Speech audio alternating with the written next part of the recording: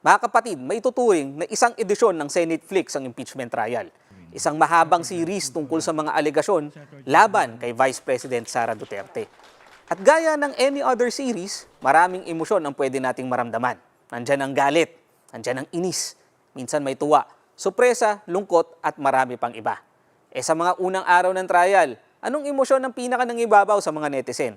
Para malaman yan, gumamit tayo ng online listening tool para tingnan ang mga keywords, phrases at emojis na ginagamit sa mga online posts at conversations. At sa nakalipas na 16 trial days, ito ang mga lumutang na emosyon. Pinakamataas dyan ay galit o anger. May kita sa mga online conversations na ang galit ay kadalasang nakasentro sa usapin ng accountability at sa takbo mismo ng impeachment trial. Isa sa mga naging sentro ng reaksyon ay ang hindi pagdalo ni VP Sara. Tingin ng ilan, kawalan ito ng respeto sa proseso. Sa kabilang panig naman, may mga supporters si VP Sara na nagsasabing bahagi ito ng legal strategy ng defense. Kung tutuusin, hindi siya obligadong dumalo sa paglilitis. Meanwhile, may mga nagpapahayag din ng frustration sa tagal ng proseso at usad ng paglilitis, lalo na sa mga araw na tila ang daming delay o umuulan na objections ang prosekusyon at depensa. Bukod sa galit at frustration, may mga dismayado rin. Hanggang ngayon kasi ay may debate pa rin kung pamumulitika lang ba ang impeachment trial.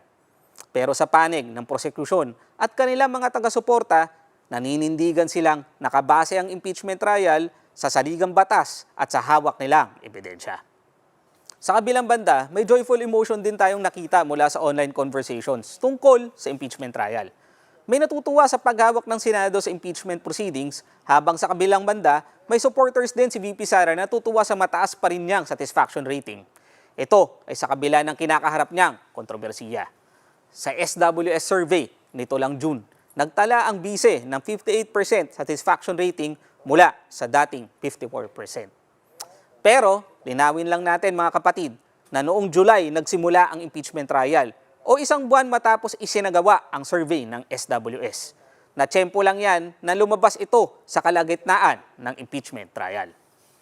Samantala, ang iba pang emosyong lumutang tungkol sa impeachment trial ay ang sadness, love, surprise at fear.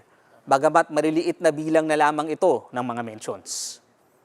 Pero mahalagang linawin, hindi ito survey ng emosyon ng lahat ng Pilipino. Hindi rin ito sukatan kung sino ang pabor o kontra sa impeachment. Ang sinusukat lamang nito ay ang mga emosyong nakikita sa online mentions. Ito ay base sa mga keywords, phrases at emojis na ginamit sa mga posts at conversations. At dahil automated ang pag-classify ng mga emosyon, may mga pagkakataon na hindi nito ganap na nakukuha ang buong konteksto o intensyon ng bawat post. Kaya mas mainam na tingnan natin ang data bilang isang snapshot ng mga emosyong lumalabas sa online conversations. Ikaw, kapatid, ano naman ang masasabi mo at anong nararamdaman mo sa mga nangyayari sa impeachment trial? Share your emojis and thoughts with us sa comment section below.